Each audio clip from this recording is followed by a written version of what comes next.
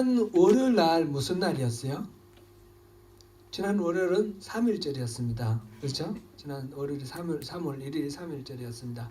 3.1절 무슨 날인지 우리 청년들, 청소년들 잘 아시죠? 네. 우리 조국이 5,000년의 역사를 갖고 있지만 그때 일본에 의해서 나라가 주권을 뺏겼어요. 1910년부터 45년까지 그래서 나라를 빼앗긴 상태에서 일본이 이제 말하면 우리를 잡아먹은 거죠. 10년 나라를 빼앗긴 지 9년 지나고 그 이후에 그때 3월 1일 날 전 모든 백성들이 만세를 불렀습니다. 우리나라는 독립된 나라다. 우리나라는 우리 자주적인 그런 주권을 가진 나라다. 그렇게 선언을 하고 독립운동을 그때부터 시작해서 본격적으로 전개를 합니다. 청산리 전투, 봉오동 전투 이런 얘기를 많이 들어보셨는데 그런 건 전부 3.1절 다음에 일어난 일입니다. 3.1절을 기회로 해서 임시정부도 생겼고 임시정부가 대한민국이 되었습니다. 그전에는 전부 보면 왕이 주권을 가진 나라였는데 대한제국까지도 그랬는데 이제부터는 백성이 주인인 나라다 해서 대한민국으로 민주공화국을 헌법에 올린 최초의 그런 사건이 바로 대한민국 임시정부 수립입니다. 우리 고국의 역사에 대해서 우리가 멀리 이민와 했지만 아주 기본적인 거는 좀 알아야 되겠다 싶어서 또 지나간 3월 1일 3.1절에 대해서 잠깐 말씀드렸습니다. 또 오늘 다른 얘기 잠깐 또 할 게 있습니다. 지금 오클랜드에서 벌어지고 있는 이벤트 중에 세계적으로 유명한 한 행사가 있습니다. 혹시 뭔지 아시나요? 다 아실 겁니다. 그죠? 아메리카컵 대회, 요트 경주 대회가 있습니다. 이 아메리카컵 대회는 이 국제적인 경쟁하는 그런 대회로서 스포츠 대회로서 가장 오래된 그런 경기입니다. 그리고 이 어떤 월드컵이라든지 올림픽이라든지 한 대회를 하면서 그게 발생되는 여러 가지 경제적 부가가치 이렇게 나오는데 그런 걸로 따졌을 때 한 세 번째로 가는 그런 아주 큰 경기입니다. 우리가 아는 것보다 이상으로 많은 사람들이 관심을 가지고 있고 구경하고 그런 겁니다. 지난 12월 달에 크리스마스 이전에 이번에 참가한 팀이 4팀인데 4팀 간에 이렇게 말하자면 시범 경기를 했었고 1월 15일부터 2월 22일까지 프라다컵이라 해서 이렇게 시합을 했습니다. 지난번 우승팀이 뉴질랜드 팀입니다. 그래서 뉴질랜드 팀은 챔피언으로 있고 나머지 세 팀이 이 챔피언에 도전할 수 있는 챌린저로 뽑히는 그런 경기가 바로 프라다컵입니다. 프라다컵에 세 팀이 참석을 했는데 폴리그로 해가지고 제일 성적이 좋은 영국 팀이 올라가고 미국과 이탈리아가 붙었는데 이탈리아가 이겼습니다. 그래서 이탈리아와 영국이 다시 경기를 했는데 이탈리아가 영국을 또 이겼습니다. 그래서 이제 이탈리아가 마지막 챌린저가 된 거죠. 프라다컵 우승하면서 이 아메리카컵의 이제 도전자가 되었습니다. 원래는 어제 3월 6일 날 이제 경기가 시작되게 됐는데 록다운 때문에 미뤄져서 3월 10일 날 이번 수요일부터 경기가 펼쳐집니다. 9번의 레이스가 있는데 그 중에서 제일 많이 이기는 팀이 이제 승리를 하게 되죠. 제가 2002년에 이민을 왔는데 2003년에 오클랜드에서 이 아메리카컵이 이 경기가 있었습니다. 1995년에 뉴질랜드가 우승했고 2000년에 또 우승했습니다. 그래서 2003년에도 오클랜드에서 하게 됐는데 이거는 전대에서 우승한 그 나라에서 시합이 벌어지거든요. 2003년에 어떤 이제 한국에서 어떤 분이 이제 여기 오실 일이 있어서 모텔을 좀 잡아달라고 부탁을 했어요. 그럼 모텔을 그 간단한 거니까 모텔을 잡아드리려고 했는데 어디를 전화해도 모텔이 다 no vacancy인 거예요. 이상하다. 어떻게 이런 수가 있냐? 오클랜드 좀 외곽까지도 다 완전히 풀 부킹이 됐어요. 그래 알아보니까 왜 그러냐고 물어보니까 아메리카컵 때문에 그렇다는 거예요. 온 세계에서 막 관광객들이 밀려와서 그렇다는 거예요. 그렇게 사람들이 많이 오는 줄은 전혀 몰랐습니다. 대단한 거라 하는 거를 그때 알았어요. 그런데 궁금해졌죠. 이 요트 경주가 뭘 이렇게 많은 사람들이 구경하지? 그래서 들여다보면서 아메리카컵에 대해서 알게 됐는데 이 요트가 굉장히 비싸더라고요. 이거 하나 만드는데 거의 조 원이 들어요. 한국 달러 조에 달해요. 최신의 그 기술로 이 재질도 최신의 재질이고 모든 것들이 최신의 기술로 그렇게 만들어져요. 그때 이제 뉴질랜드 팀을 이긴 팀이 스위스 알링기 팀인데 알링기 팀 그 배 만드는데 한국 사람이 만들었다 그래가지고 제가 너무너무 가슴이 뿌듯했습니다. 좀 사소한 얘기고 사실은 상관없는 얘기지만 괜히 그렇게 기분이 좋더라고요. 근데 이거는 바람만으로 움직이는 그런 경기예요. 다른 배에 뭐 요즘 나오는 어떤 다른 동력을 쓰지 않고 돛대 2개를 가지고 이 각도를 조절하고 키를 움직여서 그래서 바람만으로 가지고 이 경기를 하는데 양쪽 포스트 2개 있는데 왔다 갔다 하는 거죠. 왔다 갔다. 이번에 보니까 이렇게 갔다가 다시 갔다가 꼬린 이렇게 하더라고요. 그렇게 하는데 바람이 이쪽에서 불면 자연히 잘 가겠죠. 그런데 만약 바람이 반대로 불면 어떻게 해요? 그게 참 이상하다. 어떻게 달릴까? 이건 전적으로 바람의 힘만으로 달리는데 속도도 굉장히 빠르고요. 그리고 앞으로 나가는 게 신기해서 찾아보니까 전방 이렇게 가운데서 15도 해서 30도 앞에서 정면에서 부는 바람은 앞으로 나갈 수가 없어요. 그럼 그 밖에서 부는 바람은 앞으로 갈 수가 있어요. 그러면 정면에서 바람이 불면 지그재그로 가는 거예요.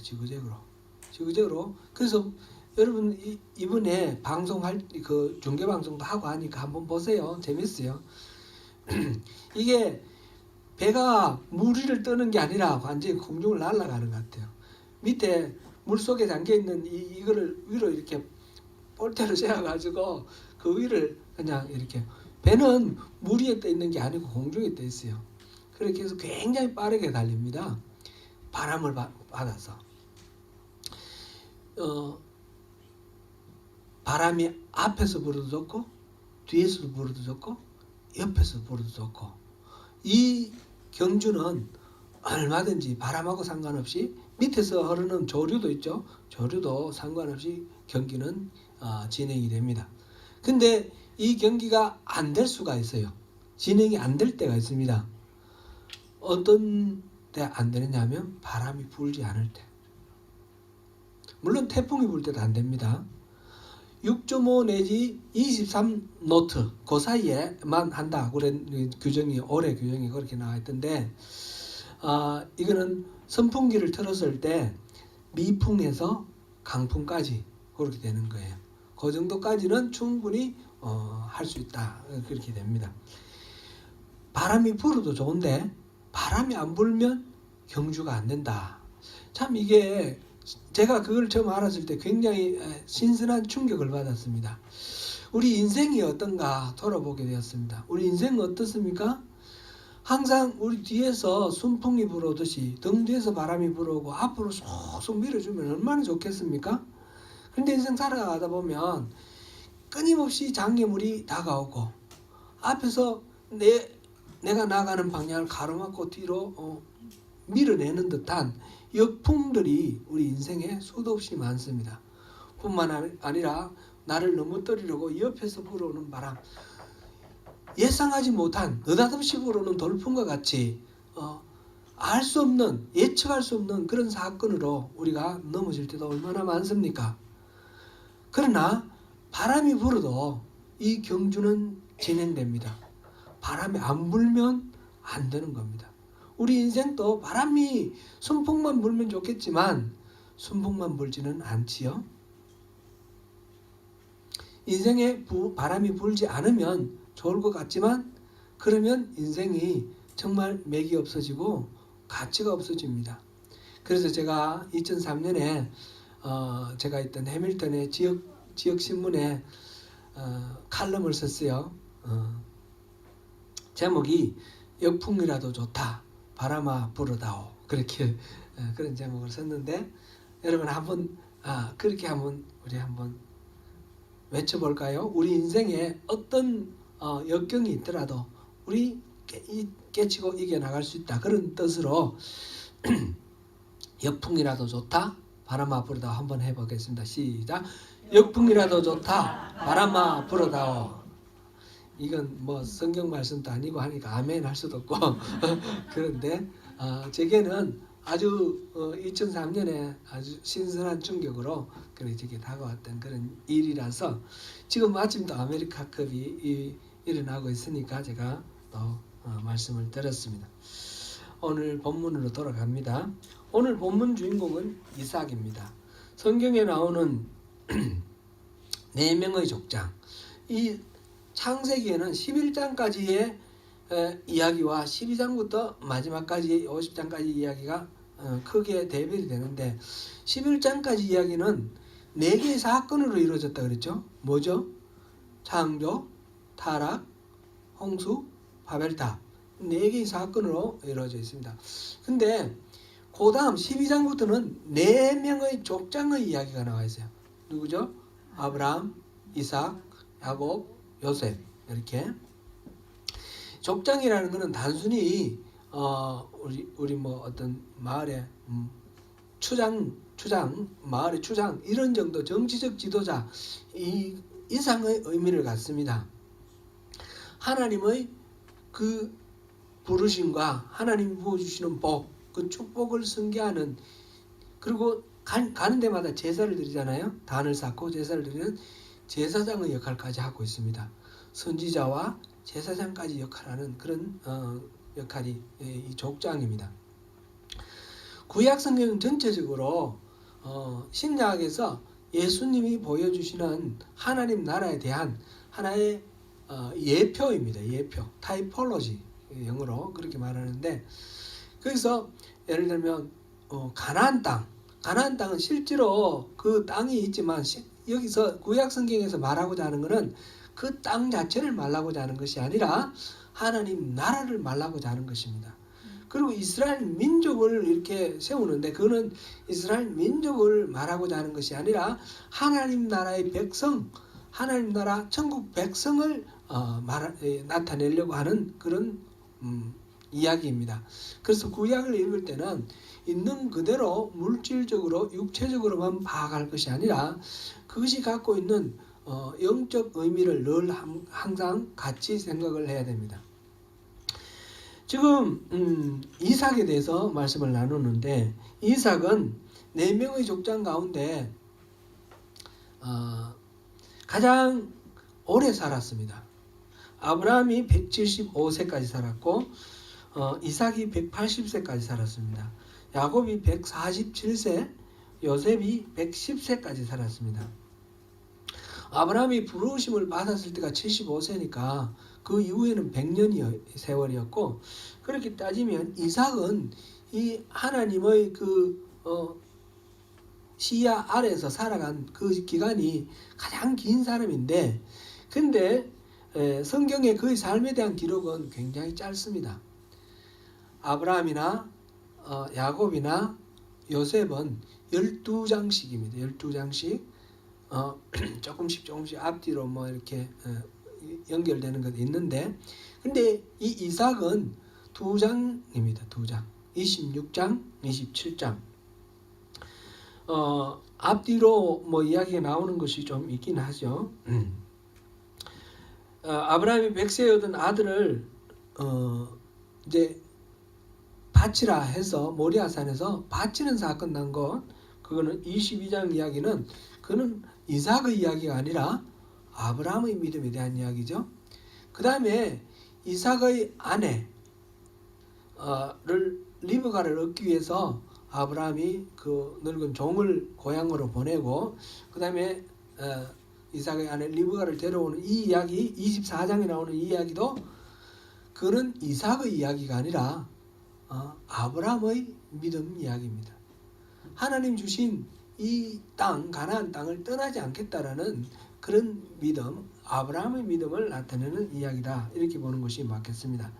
그러니까 이삭의 이야기는 26장과 27장이다, 이렇게 보면 좋겠습니다. 26장에서 나오는 이야기는 이 이삭이 가나안 땅에서 어떻게 살았느냐 하는 그런 이야기입니다. 27장은 마지막 죽을 때 자식들을 위해서 축복하는 기도를 드리는 이야기입니다. 그래서 살은 이야기는 26장에 나오는 이야기죠. 가나안 땅에 아브라함 때 있었던 것 같은 대흉년이 다시 들었습니다. 그래서 이삭이 이집트로 피난을 가려고 가는 중에 하나님께서 그 블레셋 그랄 땅에 도착했을 때 하나님이 말씀하셨습니다. 이집트로 내려가지 마라. 내가 지시할 땅, 바로 이 땅에 머무르면 내가 이런 복을 주겠다 하면서 그 복을 약속하십니다. 창세기 26장 2절에서 4절까지 우리 한번 읽어보시면 좋겠습니다. 창세기 26장 2절에서 4절 같이 읽습니다. 시작. 여호와께서 이삭에게 나타나 이르시되 애굽으로 내려가지 말고 내가 내게 지시하는 땅에 거주하라. 이 땅에 거류하면 내가 너와 함께 있어 내게 복을 주고 내가 이 모든 땅을 너와 내 자손에게 주리라. 내가 내 아버지 아브라함에게 맹세한 것을 이루어 내 자손을 하늘의 별과 같이 번성하게 하며 이 모든 땅을 내 자손에게 주리니 내 자손으로 말미암아 천하 만민이 복을 받으리라. 아멘. 하나님이 이삭을 불러서 지금 이 복을 약속을 하시는데 그 내용이 어떤 내용입니까? 그 내용이 보면 하나님이 아브라함을 부르셔서 그 아브라함에게 약속하신 내용하고 똑같습니다. 아브라함은 이삭에게 축복해 주지 않았는데 하나님이 직접 그 복을 이렇게 확인해 주고 약속해 주십니다. 하나님으로부터 어마어마한 약속을 받았죠. 그런데 이 이삭이 하는 행동이, 그 다음에 나오는 이야기가 자기 아내 리브가를 자기 누이로 속이고, 자기 아브라함이 했던 짓하고 똑같은 짓이죠. 그리고 비겁하고 부끄럽게 그렇게 행동하다가 그게 들통나는 그런 이야기입니다. 하나님이 그런 큰 약속을 해주셨는데 뭐가 두려워서 이렇게 행동했을까요? 자기 아내가 너무 이뻐서 자기 아내 뺏으면서 자기를 죽일까봐 그렇게 누이라고 속였는데, 그럼 아내는 뺏겨도 괜찮은 거예요? 자기는 살고? 이 참 말이 안 되는 그런 구차한 그런 이유로 그렇게 됐습니다. 그러면 하나님이 이놈 나쁜 놈 해가지고 좀 혼조 좀 내주시면 좋겠는데, 그 다음에 나오는 이야기를 보면 하나님이 엄청나게 또 복을 주시는 거예요. 농사를 지었는데 100배가 나왔대요. 100배가. 이거는 보통 풍년이 들었다가 아니고 어마어마하게 복을 내려주셨다, 그런 의미입니다. 그래서 농사 소출도 많고 기르는 가축들도 막 새끼도 많이 낳고 이렇게 많아져 가지고 거부가 되었다, 그렇게 기록이 되어 있습니다. 이 이삭이 보니까 인품도 별 볼품 없어 보이고 그런 이삭이 어마어마한 거부가 됐는데, 이 블레셋 사람들이 보니까 너무너무 시기 질투가 일어나는 거예요. 그래서 그 이삭이 살고 있는 그 지역에 있는 우물을 메워버리고 이삭을 추방시켜 버렸어요. 왕이 이곳을 떠나라고 그래서 그랄 지방에서 추방 명령을 받았습니다. 그래서 이삭은 산골짜기로 들어갔습니다. 그랄 산골짜기, 그랄 골짜기라고 그랬는데 평야 지방에 있다가 골짜기로 이렇게 쫓겨가는 거죠. 쫓겨가서 그곳에 다시 또 우물을 팝니다. 그때 아버지 아브라함 때 파놓았던 우물, 그 우물을 이 그랄 사람들은 계속 메워버렸는데 그걸 찾아서 다시 우물을 팝니다. 처음에 골짜기에 가서 판 우물이 에색이라 그랬고 그 다음에 또 신나라 그랬습니다. 그렇게 우물을 파놓으면 또 그랄 사람들이 와서 이 우물 우리 거야. 그래서 맞서 싸우지 않고 이삭은 줘버립니다. 사실 싸움을 하면 좀 어느 정도 싸움이 될 것 같지 않습니까? 그 아브라함도 보면 그 조카 롯이 잡혀갔을 때 자기 집에 있는 하인들을 데리고 가서 그 5개 나라 동맹군을 격파를 하고 포로들과 이 빼앗긴 그 재물들을 찾아오지 않습니까? 이삭도 그렇게 할 만도 할 것 같은데 이삭은 전혀 그렇게 하지 않고 또 내버려두고 또 떠납니다. 또 이번에 또 가서 우물을 봤는데 이번에는 우물을 빼앗지 않아서 시비를 걸지 않아서 이름을 르호봇이다 그랬습니다. 우리 그 청소년 수련 간데 르호봇 기억나시나요? 그 르호봇, 그 르호봇이 장소가 넓다. 이제 더 이상 싸울 필요가 없을 정도로 그렇게 안정적이다. 그런 의미로 르호봇이라는 이름을 지었습니다. 그리고는 그곳에 머물지 않고 다시 또 브엘세바로 옮겨갑니다. 이 이삭은 싸우지 않고 양보하고 그 말하자면 자존심도 상하고 막 화도 날 겁니다. 근데 그런 거 아랑곳하지 않고 그냥 떠나서 브엘세바로 가서 그곳에 다시 우물을 샀습니다.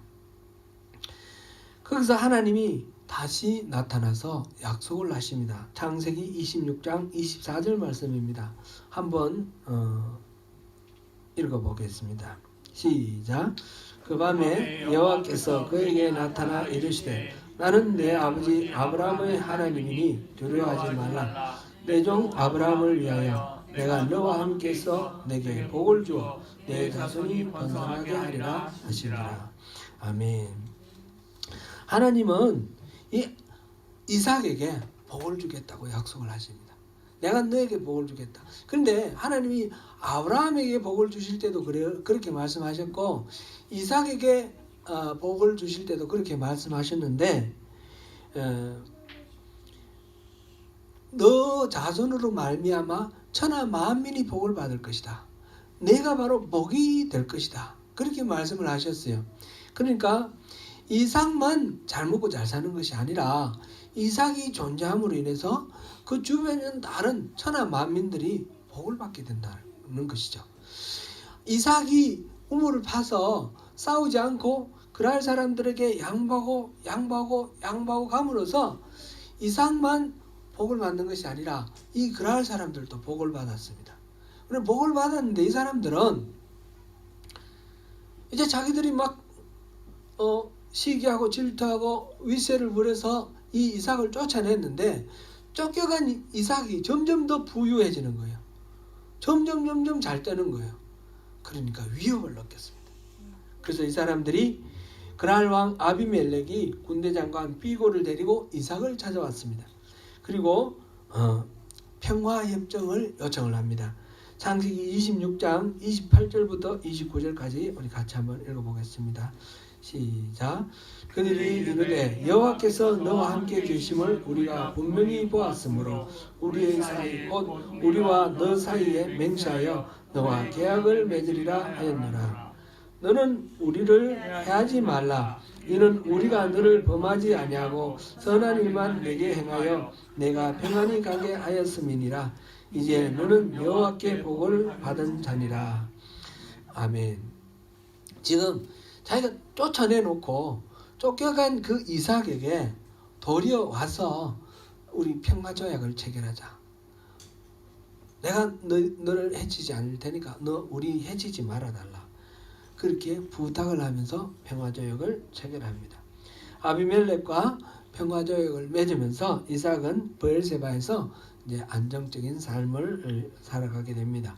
브엘세바, 브엘이라는 말은 우물이라는 뜻이고 세바는 약속이라는 뜻입니다. 그래서 브엘세바 약속의 우물이라는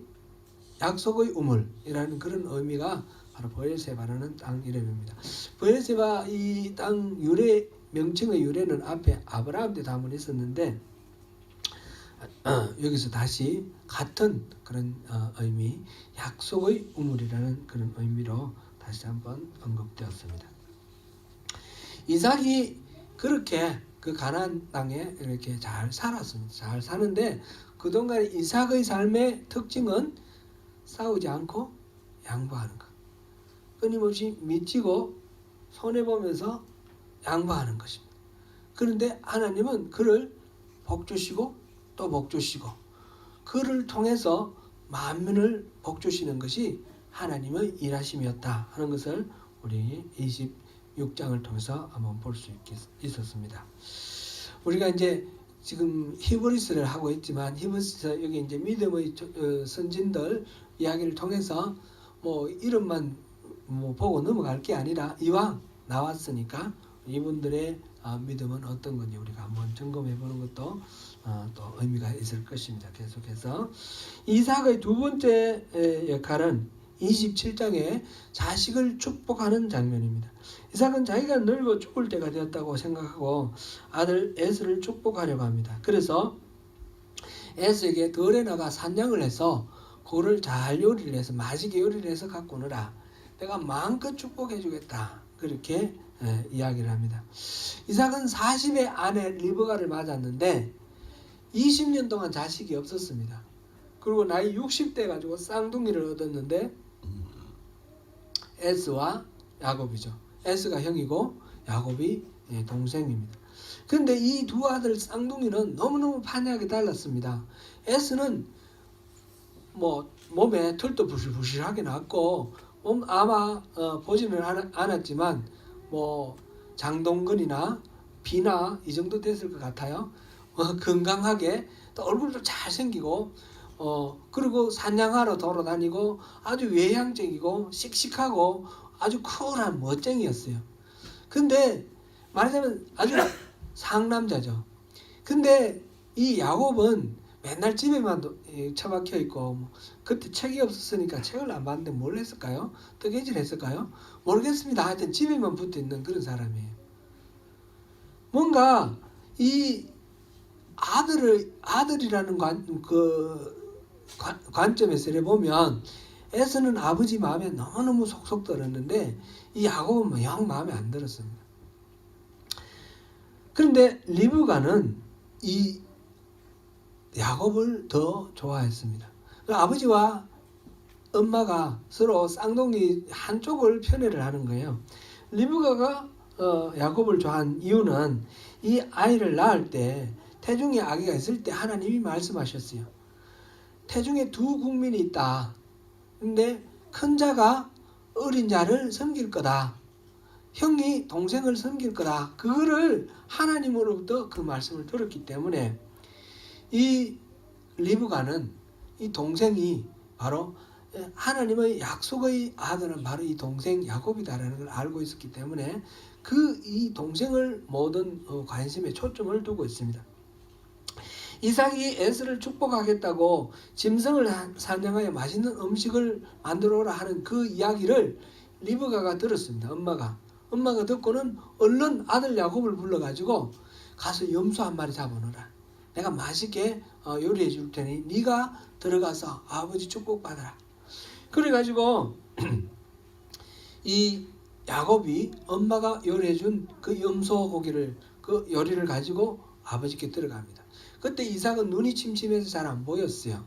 그래서 더듬어 가지고 이 냄새는 말소리나 뭐 냄새는 야곱 같은데 그러면서 보니까 염소 가죽으로 이 목과 이 팔에다가 둘러놔 가지고 털이 부실부실 났으니까 이 에스가 맞구나. 그러고는 이 이삭이 속아서 이 야곱에게 축복을 하였습니다. 말하자면 이 리브가와 야곱이 이삭을 속여서 축복을 가로챘는데, 성경에 이 말씀을 한 것을 수단과 방법을 가리지 말고 우리 축복만 받으면 된다, 그런 식으로 이해하면 이건 잘못된 거죠. 리브가와 이 야곱의 이 행위는 근본적으로 어디에서 나온 행위입니까? 이거는 불신앙에서 나온 행위입니다. 하나님의 신실하심을 믿지 못하고 수단과 방법을 가리지 않고 내가 차지해야 되겠다, 저 형에게 뺏기면 안 된다, 내가 차지해야 되겠다, 큰아들에게 주면 안 되겠다 하는 그런 인간적인 계산과 인간적인 생각에서 나온 행동입니다. 하나님을 온전히 믿으면 그렇게 행동할 리가 없습니다. 리브가와 야곱의 행동은 불신앙의 행동이었습니다. 그것을 잘했다고 이야기하려고 하는 것은 아닙니다. 초점이 그것이 아닐 뿐이지, 그게 초점이 아니기 때문에 그게 특별히 관심을 주지 않을 뿐이지 그것이 잘했다는 이야기는 아닙니다. 앞서 25장에서도 야곱은 팥죽 한 그릇에 그 형 에서에게 장자권을 삽니다. 어떤 분 이렇게 설교를 들으니까 이 에스가 결국 버림받은 이유는 장자권을 이렇게 팥죽 한 그릇에 팔 만큼 하나님의 그 약속을 경솔히 여겼기 때문에, 경홀하게 가볍게 여기기 때문에 버림받았다, 그렇게 이야기하는 경우도 있는데 그거는 결과론적입니다. 이 하나님은 태중에 있을 때부터 에스가 아니라 야곱을 선택을 하였습니다. 에스의 행동 보고 행동이 올바르지 않아서 야곱을 선택한 것이다, 이렇게 볼 수는 없습니다. 여기서 우리가 주목할 부분은 그것도 아닙니다. 이삭은 속아서 에스에게 하고 싶었던 축복을 야곱에게 다 쏟아부었습니다. 그것을 우리 한번 읽어보겠습니다. 창세기 27장 27절에서 29절입니다. 같이 읽어봅니다. 이 야곱에게 한 이삭의 이 축복입니다. 시작. 그가 가까이 가서 그에게 입맞추니 아버지가 그 옷의 향취를 맡고 그에게 축복하여 이르되, 내 아들의 향취는 여호와께서 복주신 밭의 향취로다. 하나님은 아들의 이슬과 땅의 기름짐이며 풍성한 곡식과 포도주를 내게 주시기를 원하노라. 만민이 너를 섬기고 열국이 내게 굴복하리니 내가 형제들의 주가 되고 내 어머니의 아들들이 내게 굴복하며 너를 저주하는 자는 저주를 받고 너를 축복하는 자는 복을 받기를 원하노라. 아멘. 하늘의 이슬과 땅의 기름짐이 있기를 축복하였습니다. 열국이 굴복할 것이고 모든 형제들이 내게 굴복할 것이다, 이렇게 말을 합니다. 너를 저주하는 자는 저주를 받을 것이고 너를 축복하는 자는 복을 받을 것이다. 이거는 어마어마한 축복이죠. 이게 하나님이 이삭 자기에게 주신 그 복 약속 아닙니까? 그거를 다 이야기를 했습니다. 이삭의 축복은 바로 아브라함에게 주신 하나님의 축복이며 이삭에게 주신 그 복입니다.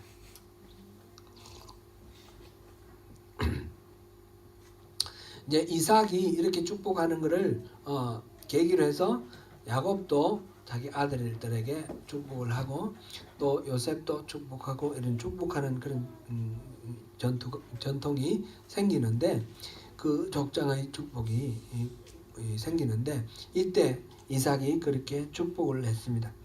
하나님이 족장들을 부르시고 그들을 통해 이스라엘 민족을 만드시고 하나님 나라의 모형을 만드시며 마침내 독생자의 성육신에 이르기까지 계획하신 말을 이삭이 축복을 통해서 아들에게 전수해 주는 것입니다.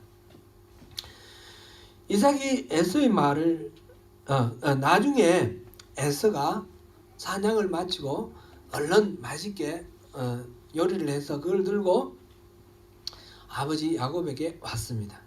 그래서 아버지, 내가 나가서 사냥해 와서 이렇게 음식을 만들었으니까 맛보시고 축복해 주세요. 그랬더니 이삭이 깜짝 놀라죠. 왜냐하면 이미 축복을 했잖아요. 축복한 게, 그러니까 이놈 나쁜 놈 야곱이 자기를 속이고 축복했는 것을 깨달았죠. 그랬을 때 이 이삭이 어떻게 반응을 했습니까? 이 이삭의 반응이 우리가 오늘 우리가 주목해야 될 가장 중요한 포인트입니다. 이삭이 불같이 화를 내며 당장 야곱 불러와, 이놈의 자식 어떻게 아버지를 속이고 그렇게 할 수 있냐. 그래서 불러서 야곱을 혼내고 축복을 저주를 했습니까? 그렇게 안 했어요. 어떻게 했습니까? 이 이삭의 반응 한마디로 27장 33절에 이렇게 나와 있습니다.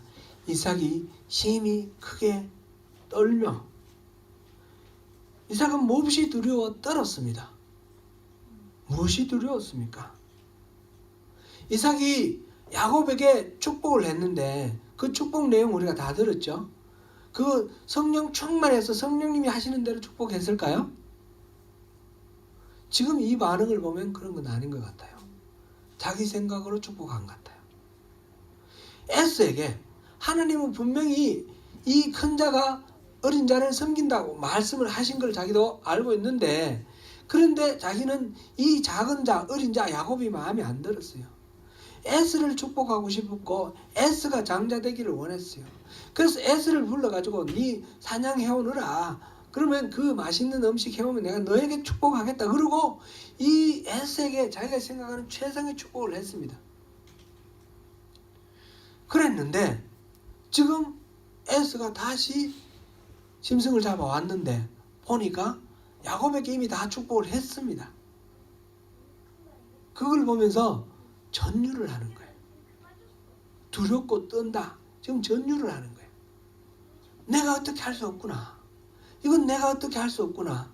하나님의 섭리는 내가 뭘 어떻게 고집을 해도 하나님의 뜻은 관철되는구나. 그걸 알게 된 거예요. 그래서 야곱을 불러서 혼내고 야곱을 불러 저주하고 이게 아닙니다. 이미 하나님은 나의 이 연약함을 통해서 이렇게 일하셨구나. 나의 이기심, 나의 잘못된 생각, 이거를 통해서 하나님은 이미 야곱에게 복을 주셨구나. 야곱이 하나님이 선택하신 아들이기 때문에 그렇게 이미 하셨구나. 그걸 알고 두려워 떨며, 에스가 아무리 울고 다시 나에게 남겨둔 축복 없습니까? 나에게 축복해 주세요. 간청을 해도 이 에스에게는 축복할 수가 없습니다. 이미 야곱에게 다 했기 때문에, 그게 하나님 뜻이라는 것을 깨달아 알았기 때문에 그렇습니다. 야곱에게 속아서 야곱에게 축복해 준 사실을 깨달은 순간 야곱의 속임수에 대한 분노 이전에 하나님의 섭리하심에 대하여 전율을 느꼈습니다. 이것은 내가 저항할 수 없는 하나님의 일하심이구나. 하나님은 분명히 말씀하셨습니다. 큰 자가 어린 자를 섬길 것이다.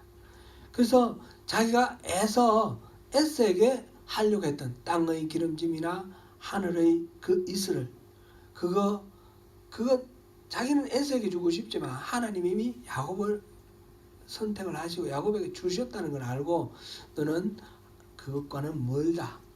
네가 아우를 섬겨야 된다. 그렇게 말하는 것입니다. 오늘 본문에서 히브리서 기자는 믿음으로 이삭은 장차 있을 일에 대하여 야곱과 에스에게 축복하였으며, 장차 있을 일을 야곱과 에스에게 축복을 하였는데 믿음으로 하였다고 그랬습니다. 이 이삭의 믿음이라는 정체가 무언가요? 그 믿음은 하나님의 이 어미로우신 섭리에 대해서 저항할 수 없는 순종. 하나님이 이렇게 뜻하시면 하나님 뜻에 우리는 순종하고 따라야 된다라는 그런 하나님께 전폭적으로 모든 주권을 맡기고 신뢰하며 의뢰하는 그런 믿음, 그런 믿음으로 축복을 하였습니다.